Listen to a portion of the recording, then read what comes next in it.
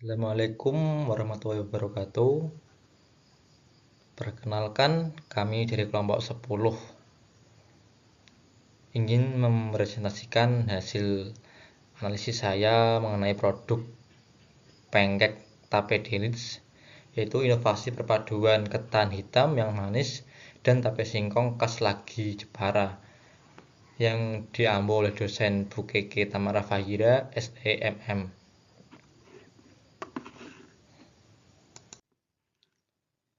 Di sini saya sebagai ketua kelompok yang beranggotakan oleh rekan saya. Yang pertama Anissa Auliana Mukti, yang kedua Amar Fadli, dan yang ketiga Sulau Limun.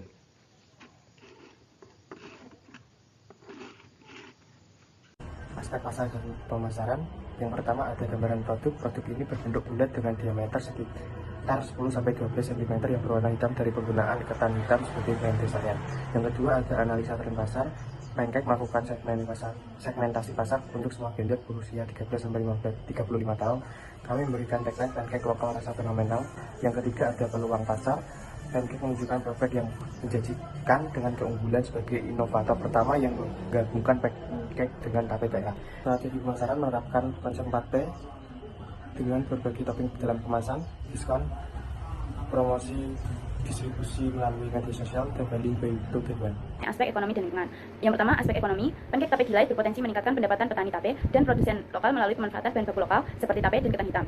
Yang kedua, aspek lingkungan. Pancake tape delight mendukung keberlanjutan lingkungan dengan memanfaatkan bahan baku lokal, mengurangi jejak karbon dan meminimalkan polusi transportasi. Yang ketiga, manfaat kegiatan. Pancake tape delight memberikan manfaat secara ekonomi, sosial, dan budaya. Selanjutnya, mengenai keberlanjutan usaha, yang pertama yaitu strength, kekuatan. Yang pertama itu menggunakan bahan baku lokal yang otentik, yaitu tape selagi khas Jepara dan ketan hitam. Yang kedua, inovasi menggabungkan tradisional dan modern. Ini dapat menarik pasar lokal dan nasional. Yang kedua yaitu weakness atau kelemahan, pasar terbatas di luar daerah terutama bagi konsumen yang tidak familiar dengan tape selagi. Kualitas bahan baku juga bergantung pada musim dan panen, biaya distribusi dan promosi yang tinggi untuk ekspansi pasar. Yang ketiga, opportunity atau peluang, yaitu tren makanan lokal dan organik memberikan peluang pasar, serta potensi ekspor dan branding yang kuat, kolaborasi serta sektor pariwisata untuk promosi kuliner Jepara. Yang keempat, threat yaitu ancaman, persaingan pasar kuliner yang ketat, fluktuasi harga bahan baku akibat cuaca dan ekonomi, lalu perubahan selera konsumen yang cepat. Selanjutnya yaitu tinjauan AMDAL. Yang pertama, penggunaan bahan baku memiliki dampak pengambilan bahan baku lokal tanpa pengelolaan yang baik dapat merusak tanah dan ekosistem. Solusinya, pelatihan pertanian berkelanjutan dan kerjasama dengan petani lokal untuk praktik ramah lingkungan. Yang kedua, limbah produksi. Dampaknya, limbah makanan dapat mencemari lingkungan dan menyebabkan masalah sanitasi. Solusinya, pengelolaan limbah ramah lingkungan dan pemanfaatan sisa bahan untuk kompos. Yang ketiga, distribusi. Dampaknya, transportasi jarak jauh meningkatkan jejak karbon dan polusi udara. Solusinya, gunakan transportasi ramah lingkungan dan fokus pada distribusi pasar lokal. Yang keempat yaitu penggunaan kemasan. Memiliki dampak kemasan plastik dapat meningkatkan sampah dan mencemari lingkungan. Solusinya, memprogram daur ulang kemasan dan menggunakan kemasan yang ramah lingkungan. Aspek teknis dan teknologi. Pemilihan dan perencanaan suatu produk ada 3. Yang pertama, penentuan ide produk. Kami menggunakan tape fermentasi singkong dan ketan hitam sebagai bahan utama. Yang kedua, desain produk unik yang menarik dan ramah lingkungan. Yang ketiga, fungsi produk. Meningkatkan ketahanan tubuh. Kandungan nutrisi dalam tape dan ketan hitam dapat meningkatkan daya tahan tubuh. Perencanaan kualitas. Ada 2. Yang pertama, karakteristik kualitas.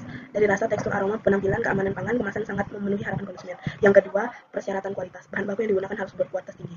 Pilihan teknologi. Ada 4, yaitu yang pertama, mixer dan saringan, teflon anti lengket atau menggunakan oven, penghalus tape. Yang keempat, penyajian dan variasi topping. Perencanaan kapasitas produksi ada 3. Yang pertama, skala ekonomi. Dengan memproduksi dalam jumlah besar dapat memperoleh diskon dari pemasok untuk bahan baku. Yang kedua, bahan baku tepung terigu, tepung maizena, tape singkong, gula pasir, susu cair atau kental manis, ketan hitam, telur, baking powder, mentega atau margarin, garam, dan yang terakhir lagi. Yang ketiga, fokus fasilitas. Pabrik harus memiliki desain yang mudah aliran kerja dari pengolahan bahan baku hingga produk jadi atau peralatan. Perencanaan letak pabrik. Untuk produksi pancake tape deluxe saat ini masih diproduksi di rumah. Untuk ulasan mengenai potensi lokasi pabrik di masa mendatang direncanakan akan dibangun di Kecamatan Kembang, Kabupaten Jepara. Perencanaan layout pabrik. Pada bagian food property, kami menggunakan sebagai tempat transit. Booking kami menggunakannya sebagai tempat pengolahan. Bagian finishing meliputi penambahan topping, pengemasan, dan sebagainya. Planning wasting kami menggunakan sebagai tempat kebersihan alat-alat. Service area sebagai tempat alat tersebut dan menyimpan secara rapi seperti sebelumnya. Perencanaan jumlah produksi. Jumlah produksi pancake kami buat rata-rata adalah 60 buah per hari dengan modal Rp95.624 dan modal awal Rp145.000. Perencanaan mengenai persediaan. Perencanaan yang baik dimulai dengan memprediksi tingkat permintaan terhadap produk pancake. Pengawasan kualitas produk. Pengawasan dimulai dari pemilihan bahan baku yang segar dan berkualitas. keuangan. Biaya tetap mencakupi sewa tempat, gaji karyawan, biaya listrik, air, kompor gas, mixer, teflon, tabung gas, dan biaya promosi dengan total sejumlah Rp3.480.000. Biaya variabel meliputi bahan dan perlengkapan seperti tepung terigu, tape singkong, gula, susu cair, kental manis, ketan hitam, telur, baking powder, gas isi ulang, kemasan, dan biaya transportasi dengan total Rp744.000. HPP dan harga jual. Biaya pokok produksi dihitung menggunakan rumus total biaya produksi dibagi kapasitas produksi, yaitu Rp4.224.000 dibagi 500 yang menghasilkan Rp8.448 per unit. Dengan margin keuntungan sebesar 77%, harga jual yang ditetapkan menjadi Rp15.000 per unit. Selanjutnya, saya akan menjelaskan mengenai tabel cash flow pada aspek keuangan, yaitu yang pertama penerimaan berupa modal awal, yaitu sebesar Rp5 juta. Yang kedua, yaitu penjualan. Penjualan mengalami peningkatan setiap periode, estimasi jumlah unit yang terjual juga meningkat secara bertahap. Subtotal penerimaan pada setiap periode pada bulan 1-6 yaitu Rp9.500.000 termasuk pada modal awal dan penjualan. Bulan 19-24 Rp10.500.000. Biaya yang dikeluarkan yaitu yang pertama perlengkapan, pengeluaran perlengkapan sebesar Rp1.030.000. Pengeluaran bahan habis pakai meningkat sesuai dengan jumlah unit yang terjual. Biaya perjalanan, biaya lain-lain yaitu konstan. Subtotal pengeluaran untuk 1-6 Rp3.966.000, bulan 19-24 Rp3.451.000. Selanjutnya laba itu dihitung sebagai selisih antara penerimaan dan pengeluaran pada setiap periode. Berikutnya saldo akhir, total saldo yang diakumulasikan setiap periode. Selanjutnya dalam manajemen usaha kami mempunyai 4 tahapan, yaitu planning, organizing, actuating, dan controlling. Selanjutnya ada planning, yaitu identifikasi pasar, menyusun rencana produksi harian, merencanakan kebutuhan bahan baku, dan menyusun rencana keuangan. Selanjutnya organizing, membuat struktur organisasi, pembagian tugas bagian produksi, dan yang terakhir pembagian tugas bagian penjualan. Selanjutnya actuating, pelaksanaan proses produksi dan komunikasi yang efektif.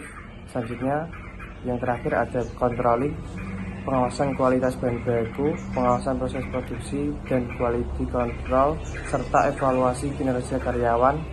Selanjutnya ada jadwal kegiatan dan penanggung jawab dari kegiatan berikut. Next. Baik, untuk selanjutnya yaitu aspek yuridis. Penggunaan rasa fenomenal ini memberikan arti, yaitu yang pertama mencerminkan kualitas rasa yang luar biasa, yang kedua memikat rasa penasaran, yang ketiga branding yang kuat dan berbeda, yang keempat menghadirkan pengalaman rasa yang tak terlupakan sehingga diambil kesimpulan menjadi rasa fenomenal, dan yang kelima menciptakan kesan positif dan optimis. Untuk yang terakhir yaitu mengundang kebanggaan lokal, yaitu dari Platka Jepara Kudus Padi. Untuk maknanya yaitu melambangkan cita rasa luar biasa yang ditawarkan dengan kualitas tinggi, serta menjanjikan pengalaman yang berbeda dan tidak terlupakan bagi pelanggan. Nama ini dirancang untuk menarik perhatian, memberikan kesan eksklusif, dan membangkitkan ekspektasi tinggi tentang kualitas produk yang ditawarkan. Untuk filosofi logonya tersebut diambil dari bentuk lingkaran dalam logo melambangkan keutuhan dan kebersamaan, mengundang pelanggan untuk merasakan pengalaman bersama ketika menikmati pancake ini. Pola bergelombang ini di tepi memberikan sentuhan klasik dan artistik yang seakan mengajak pelanggan untuk masuk ke dalam dunia rasa yang fenomenal. Secara keseluruhan, logo ini menyampaikan pesan bahwa bisnis ini menyajikan produk yang tidak hanya enak, tetapi juga dibuat dengan cinta dan perhatian pada detail. Aksen alami seperti daun dan buah, serta pilihan warna pastel coklat, dan memberikan kesan bahwa produk ini cocok dinikmati oleh berbagai kalangan dan di berbagai kesempatan, dan menciptakan pengalaman yang mengesankan serta menyenangkan. Pancake bertumpuk dengan topping mentega dan sirup menggambarkan kesan lezat dan menarik. Topping ini melambangkan kemewahan rasa dan kualitas bahan yang digunakan dalam produk.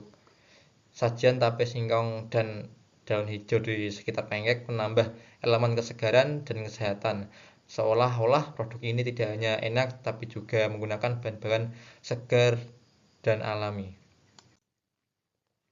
Untuk penggunaan warnanya menggunakan warna hitam kecoklatan, krem, dan coklat muda yang memberikan nuansa elegan, mewah, lembut, hangat, dan ramah. Warna ini menciptakan kesan tempat yang nyaman untuk dinikmati, seolah-olah produk ini cocok dinikmati dalam suasana santai dan menyenangkan.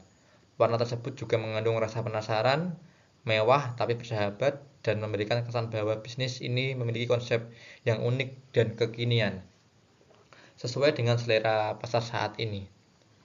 Untuk bentuk badan usaha, pancake rasa fenomenal ini dibentuk sebagai persekutuan perdata, yang dimana bentuk ini tidak memerlukan proses pendirian yang rumit dan sehingga sesuai dengan untuk kolaborasi non-formal antara mahasiswa. Dalam persekutuan ini, mahasiswa dapat menyatukan aset atau kontribusi masing-masing untuk menjalankan usaha bersama, tanpa perlu mendirikan badan hukum resmi. Baik, untuk dokumen legalitas yang diperlukan yaitu yang pertama perjanjian kerjasama. Hal ini mencakup pembagian tanggung jawab, hak dan kewajiban masing-masing anggota dalam usaha. Untuk persekutuan perdata ini, perjanjian cukup ditandatangani oleh seluruh pihak. Yang kedua, nomor induk berusaha atau NIB. Dokumen ini diperlukan jika ingin usaha tersebut beroperasi secara resmi dan mendapatkan izin usaha, maka NIB dapat diproses melalui OSS. Yang terakhir yaitu lokasi usaha. Lokasi usaha pancake ini berada di Desa Sucen, Kaliwung, Kudus, tepatnya Gang Bendan nomor 1, Kaliwung, Kudus. Sekian presentasi dari kelompok kami. Mohon maaf jika ada kesalahan maupun perilaku yang kurang berkenan. Kami mohon maaf. Jika ada pertanyaan bisa ditulis di kolom komentar. Terima kasih. Wassalamualaikum warahmatullahi wabarakatuh.